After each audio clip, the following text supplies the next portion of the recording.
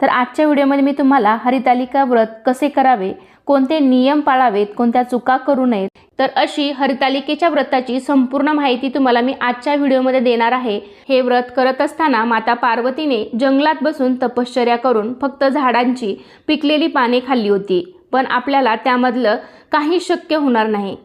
तर त्याहीपेक्षा श्रद्धेला महत्त्व आहे। आपण एखादी गोष्ट मनापासून केली तर ती देवापर्यंत नक्कीच पोहोचते। सत्ययुगात त्या सर्व गोष्टी शक्य होत्या, पण आता प्रत्येकालाच आपल्या तब्येतीनुसार हे सर्व करणं शक्य होत नाही। त्यामुळे मग तुम्ही दूध फळे घेऊन हा उपवास करू शकता।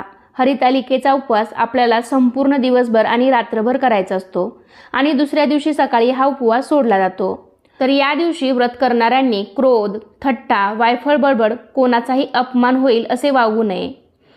या व्रतादरम्यान ईर्ष्या, राग, क्रोधापासून दूर राहावे असे सांगितले आहे।